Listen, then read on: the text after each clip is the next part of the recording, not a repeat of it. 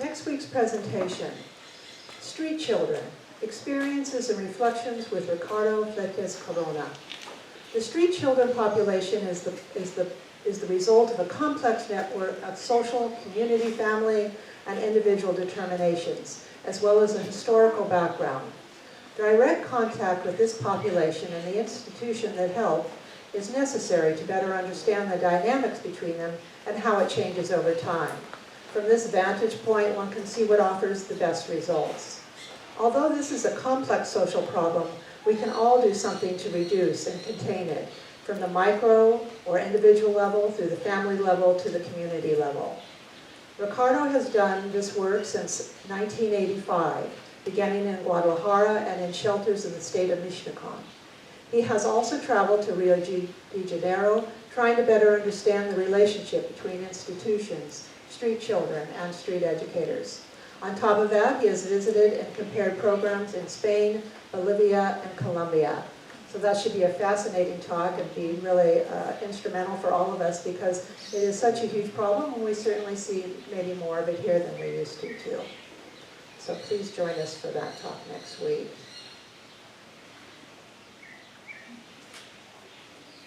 This week's presentation, Yoga for Stress Release with Anthony Bogart. Anthony will speak about applying the techniques of this traditional spiritual discipline in a practical manner to deal with the negative effects of stress. He's going to offer us some simple ideas that we can start to use immediately. Anthony Bogart began practicing Hatha Yoga in 1972 after fracturing a cervical vertebrae in a surfing accident. Yoga gave him some relief from pain and helped him to rebuild strength, and surprisingly provided some peace of mind. He practiced for 17 years before teaching his first class. It's kind of slow, I guess. Within 3 years, he had become a full-time professional teacher. During the next 30 years, Anthony opened 3 yoga centers in Colorado and became a teacher trainer.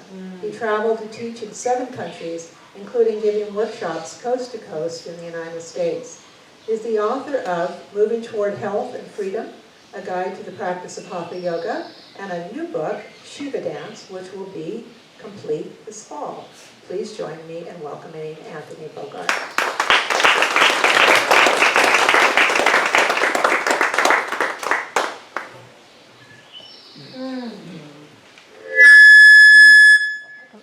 Sorry about that. I guess I'm turned on now. Oh, yeah. Yeah. Yeah, everyone's at the... Yeah. Thanks, Kat. Yeah, it's good to be here. Usually I'm out there. So it's nice to be a part of a learning community, open-ended learning community. We don't know where it's going, we're just going. And today I'm going to talk about yoga, which often invokes images of a contortionist or kind of philosophical, spiritual idea of transpersonal reality, otherworldly kind of reality. But I'm going to talk about how to apply the exact same techniques to dealing with stress. Something that is universal. Everybody experiences stress. It's normal. And I hope today to offer you some tools to develop the skills to deal with what is inevitable.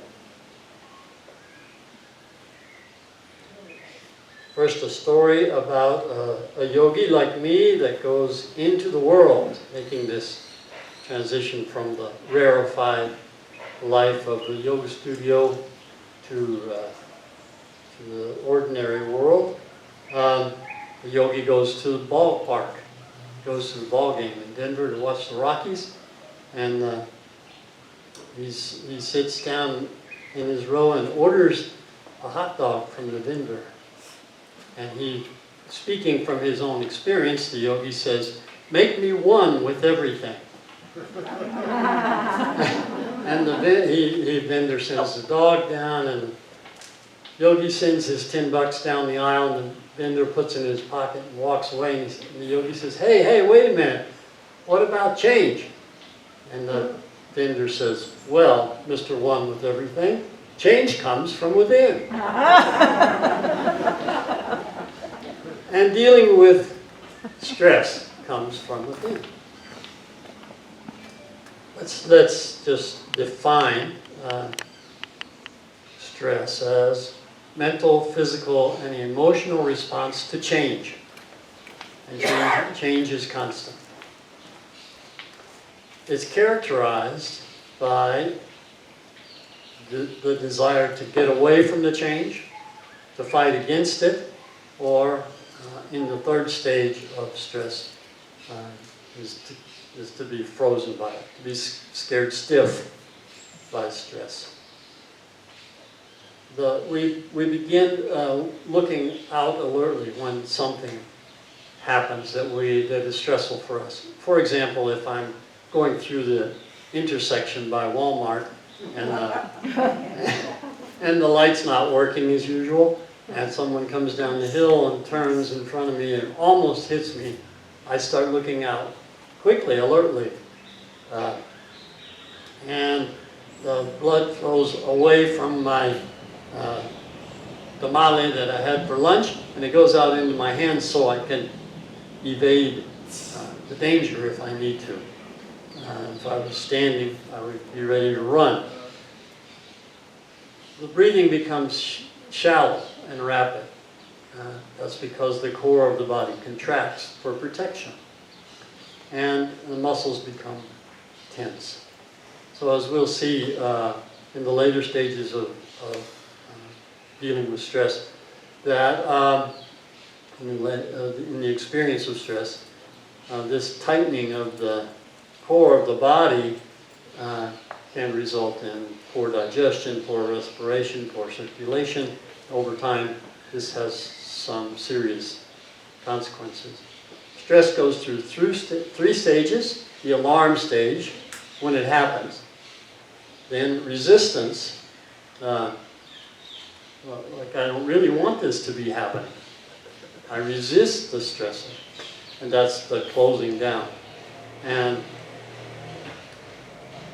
stress tends to recycle itself. If I have a stressor that repeats, so the car thing is something that's instantaneous, but I got news last night that my son's in the hospital. That probably isn't going to resolve by this morning. It's going to go on for a week, or I hope it's less than that, but it's a stressor that's going to repeat and recycle. And unless I deal with the effect of this stressor, I could become irritable, which is unfortunate for my wife, Catherine. I might get frustrated. I might get worried, and my ability to concentrate and problem solve might be reduced at a time when I need to be focusing on it, when I need to be solving problems.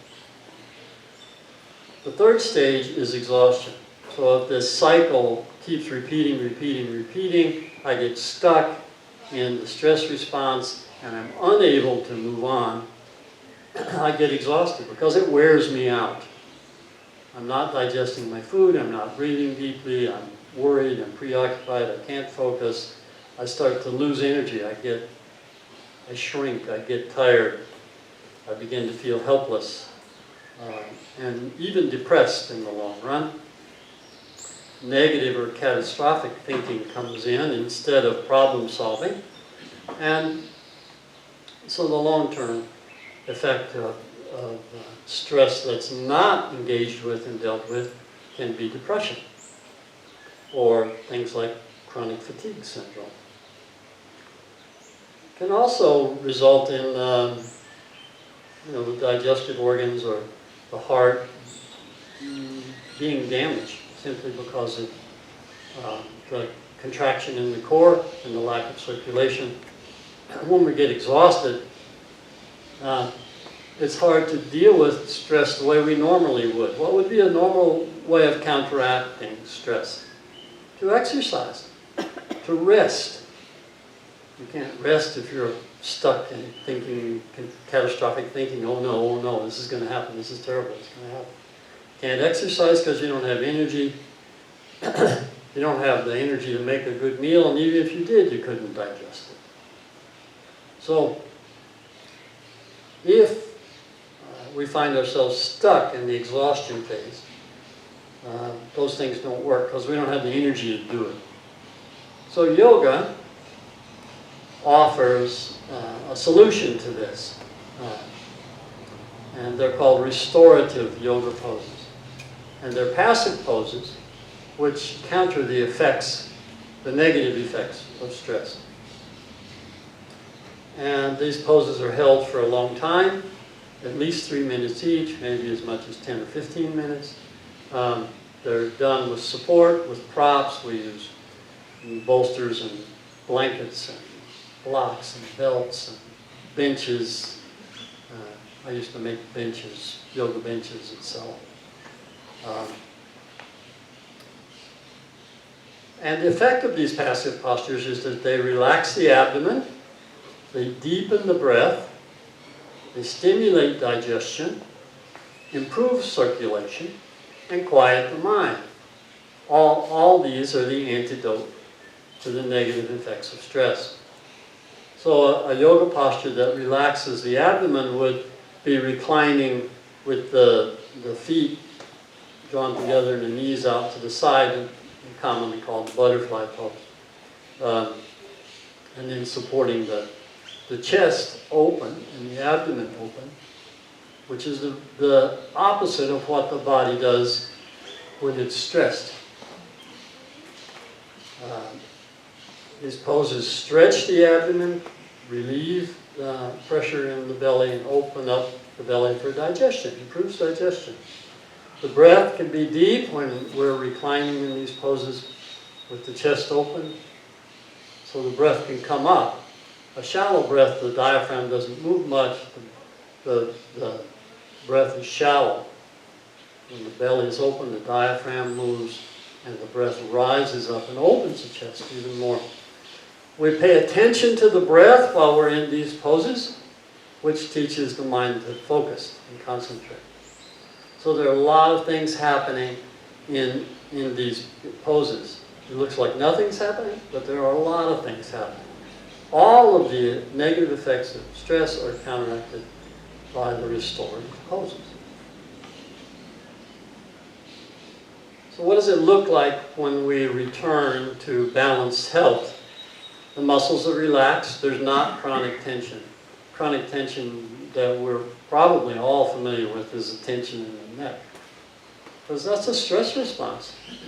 Think about a rabbit hiding under the bush and the fox is hunting the rabbit.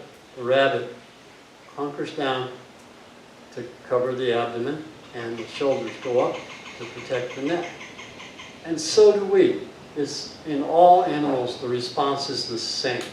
When we feel stressed, the neck goes up for protection. And that can become chronic. Instead of good posture, someone who's stressed often has a kind of a defensive posture or a turned inward posture. And when we counter the negative effects of stress, we stand in a balanced and assertive stance. And in fact, just standing that way can improve the depth of the breath, release the neck, give mobility to the shoulders and the hips. Rhythmic breathing characterizes good health. Mentally present and alert. Positive expectations, looking forward to the next moment. And becoming self-referential. Now this is, in the terms of yoga, this is a major point. Stress takes us out of ourselves and makes us look out for danger. And by practicing yoga and turning inward, becoming self-referential, we, instead of looking outward for comfort, we're looking inward. And the skills of yoga are to develop a sense of well-being by turning inward.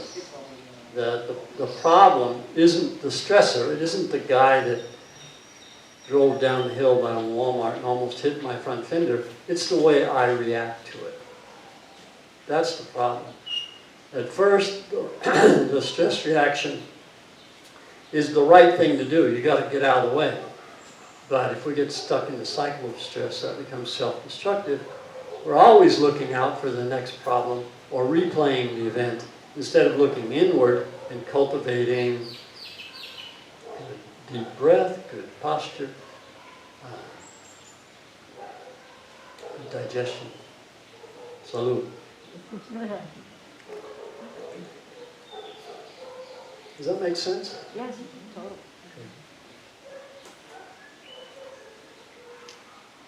So yoga practice is outlined in 8 limbs of yoga, they're called. And this order of practice is 2,000 years old, and it's used in every school of yoga.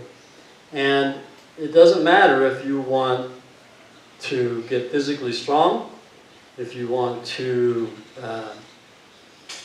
meditate, if you want to cultivate a deeper, more powerful breath, if you want to seek altered state of consciousness through the practice, the 8 limbs of yoga it's the same for all of those. So what we do in yoga is we just set an intention. What do I want to do today? What am I working on today? Am I working on my meditation practice? Am I working on staying physically fit?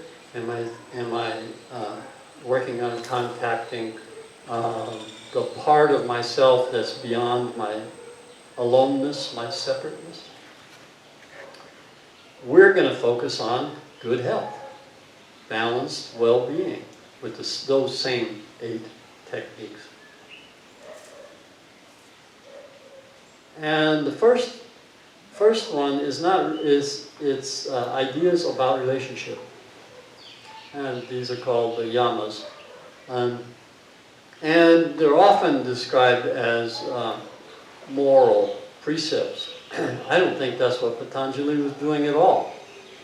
But the thesis of the Yoga Sutras is that yoga keeps you cool.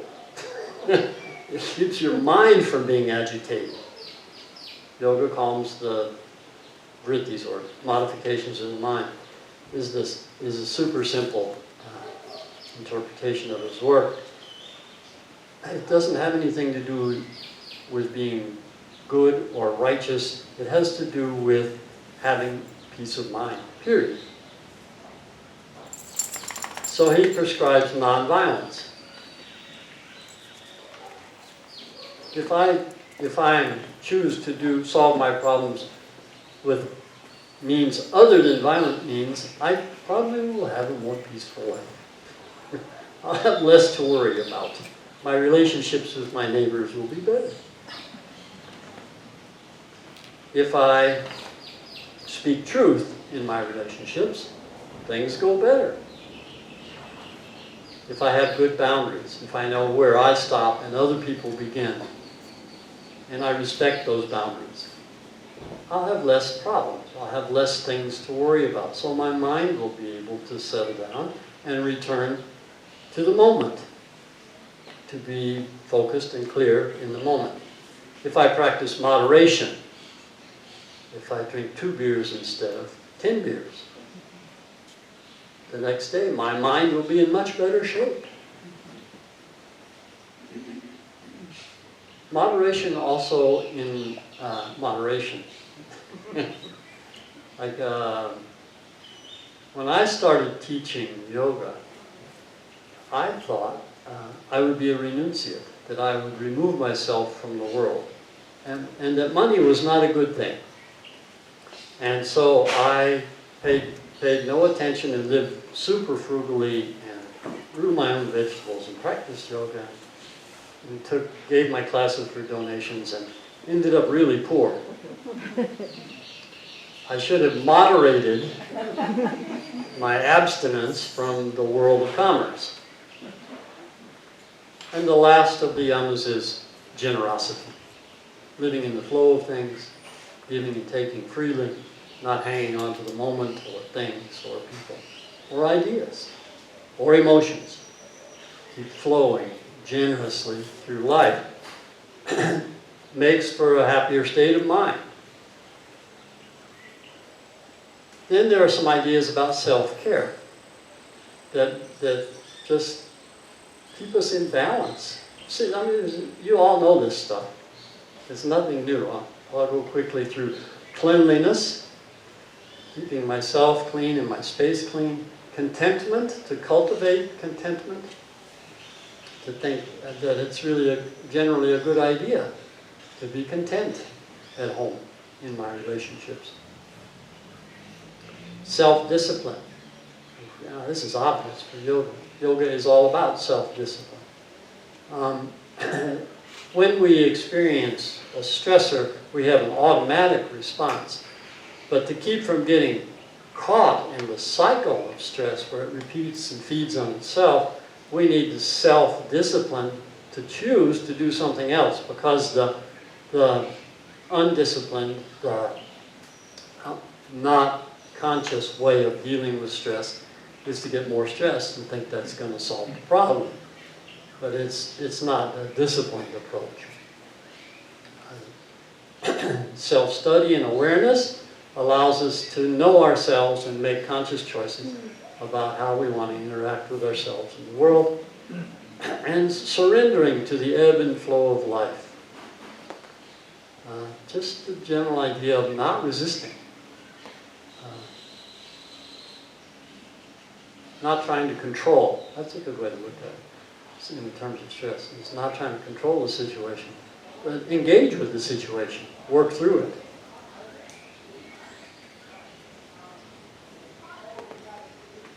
So with these ideas about ourselves and our relationships to other people, then we enter into the discipline of yoga. The practices. The postures bring good health. Breathing exercises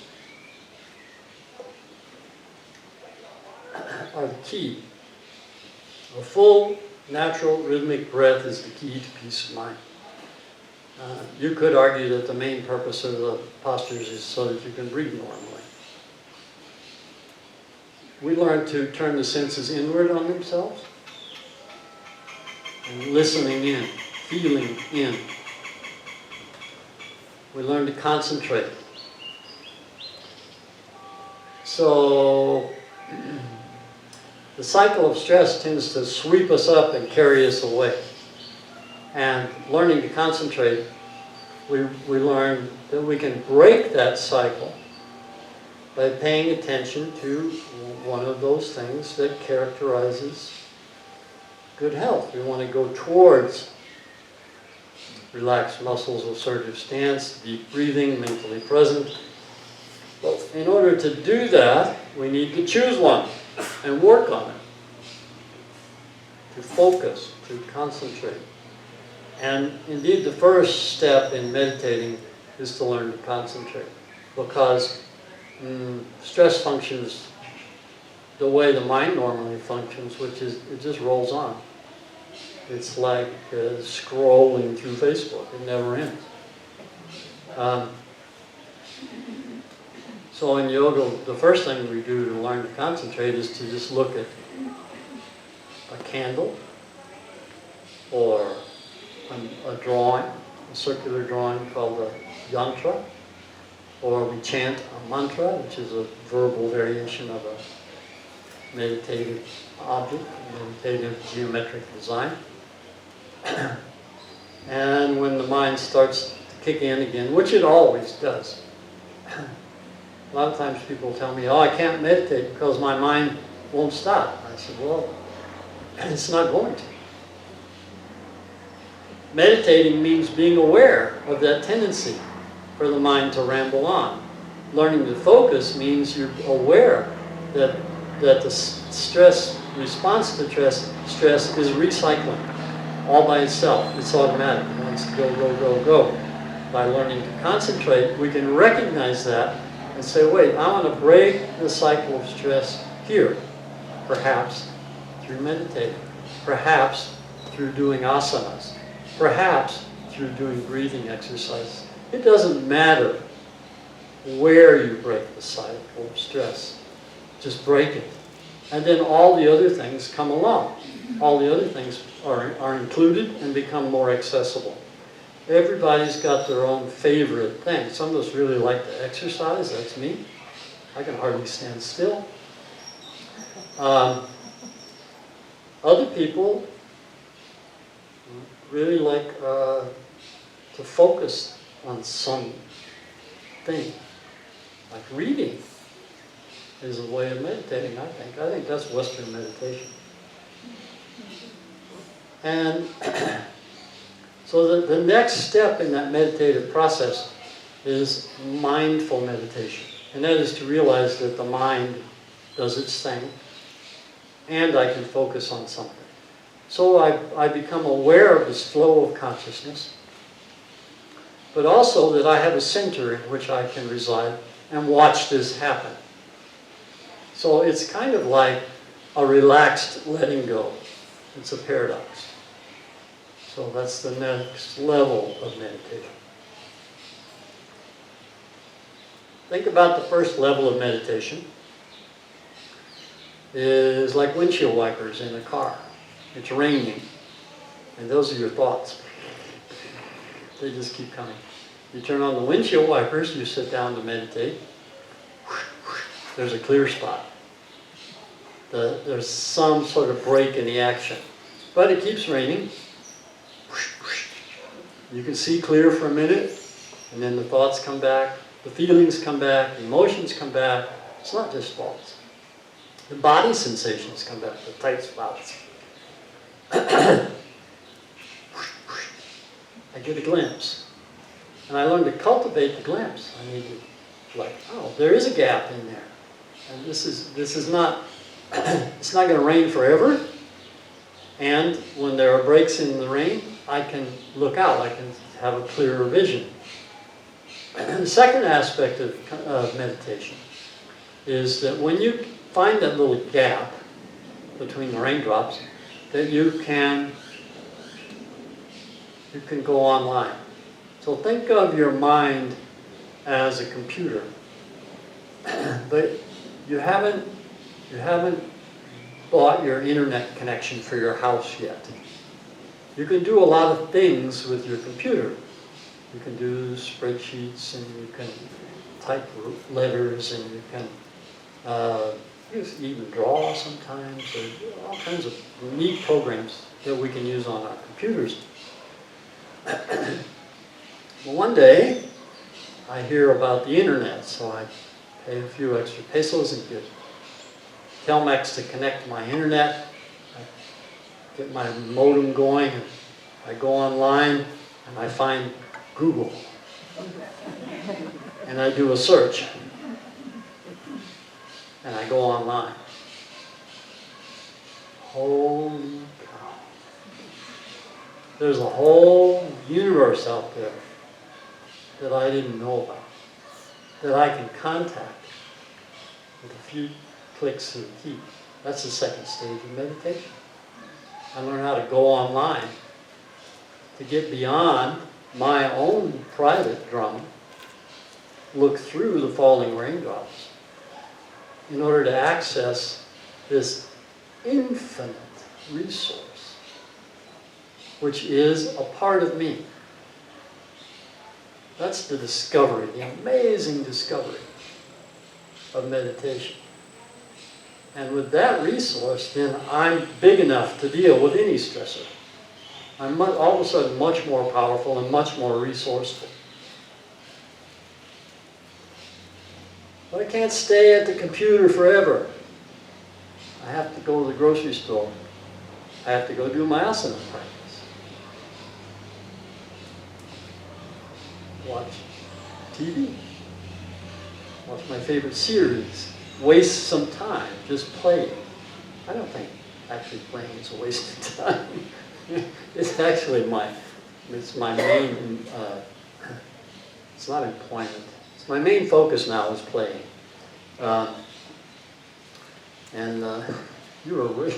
You gave me the shame for saying that playing is a waste of time. Thank you. I deserve that.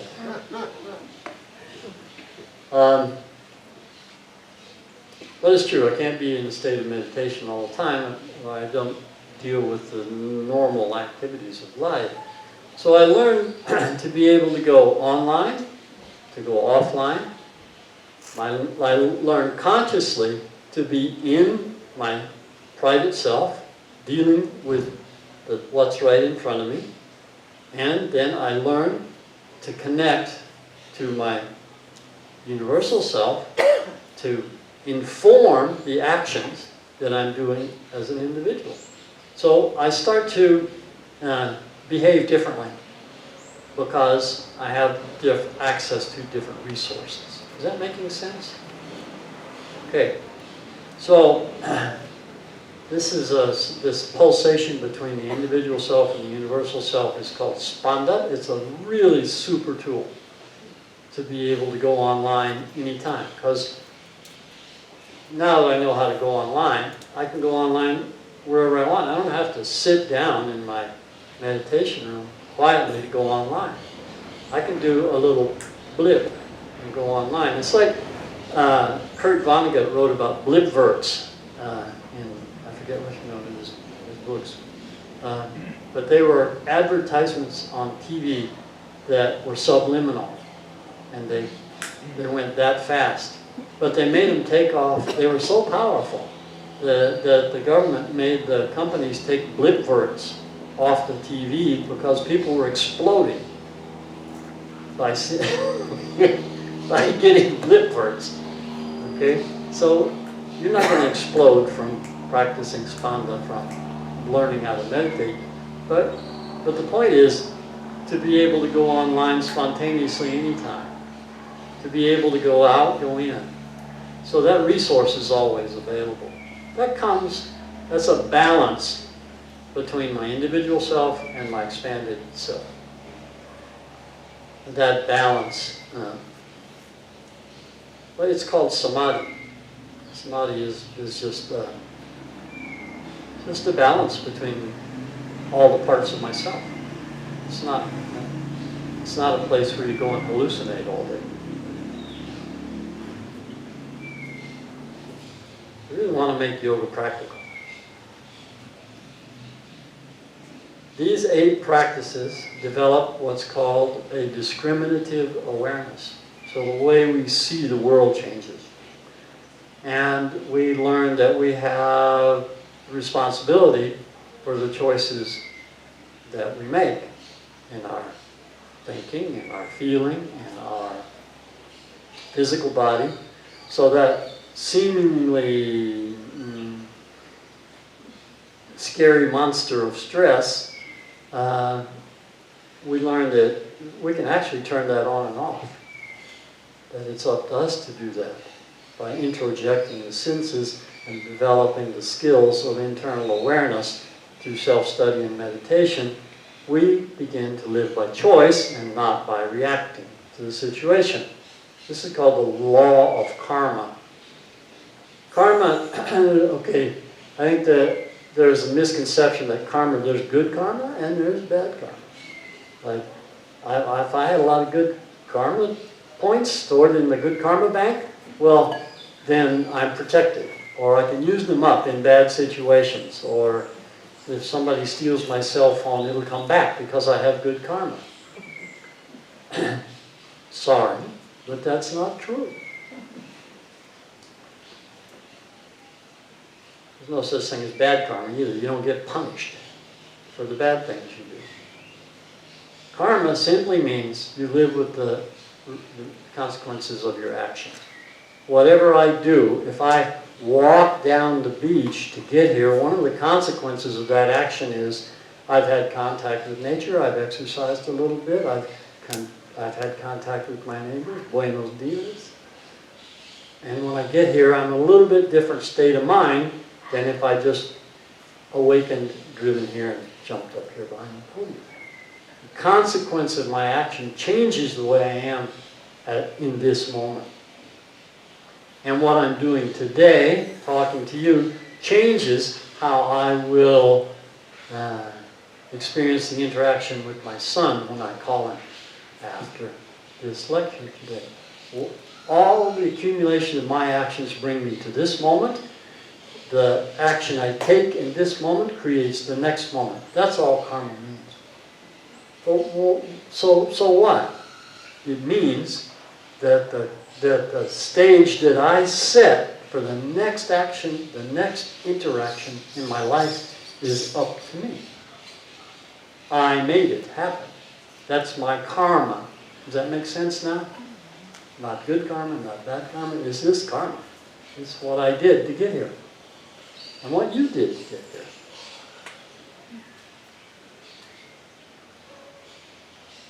So let's redefine stress as a reaction to any threat to our own safety, safety of those we love, or something that's important to our well-being. So stress in this view serves a positive purpose, and we need it.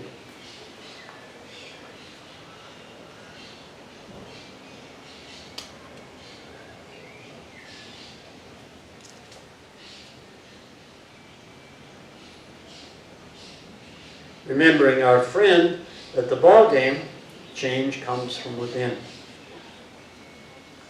So, there are some attitudes which we can't prepare for all stressors. The list is infinite. But we can make categories of experience that cause stress.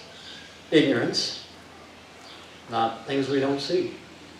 It's not a judgment, it's just, things we don't see. I don't see things. To focus on anything, I have to ignore other things. Egotism, I talked a little bit about that, just identifying with myself without knowing how to go online. And being online, that's part of me too. Attraction to pleasure and desire. The problem is not passion and power. The problem is being consumed by passion and power and not setting boundaries around our desires. Desire is a good thing. I started as a gleam in my father's eye. It's a good thing. Excuse me. I put too much chana masala in the food last night and messed up. Burned my throat. So it's true. Aversion to pain. So, aversion to pain leads to fear. And if we're always running away from what we fear, we never deal with it. So, fear is actually a good thing because it tells us where to focus our attention. Passion and desire is good because it moves us forward in creative acts in the world. Egotism is the way we organize our personal self. And ignorance is the way we focus on what's important to us. All these things have their positive side and their negative side.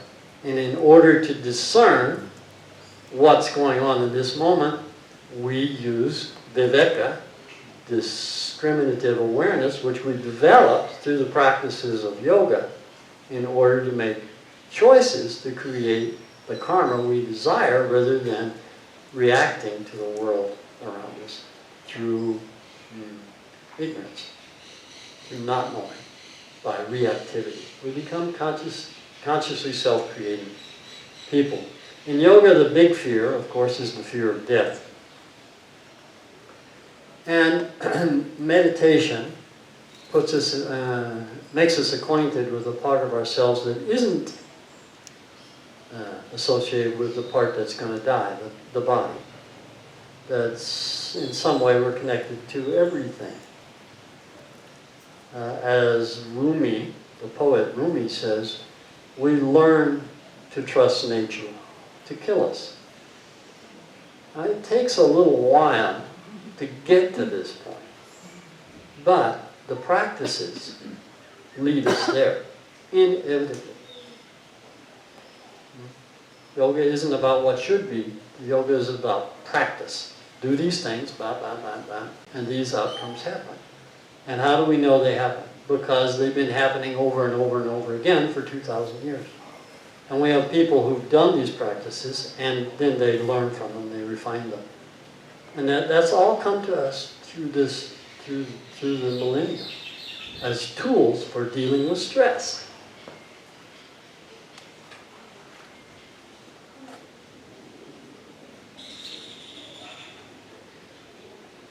The events of the outer world are just details which stimulate stress. So learn to understand and assimilate the stressors and use them for setting boundaries in self-care.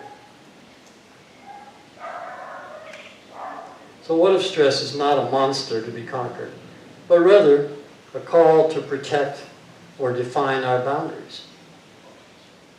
What if stress helps us expand our vision of who we are and calls us to a greater vision of who we are? What if stress is a challenge to develop new abilities, or an invitation to deepen our compassion and our capacity for love? Yoga is the medicine which frees us from the prison of repetitive experience, which is like snake venom we've fallen in love with. Thank you.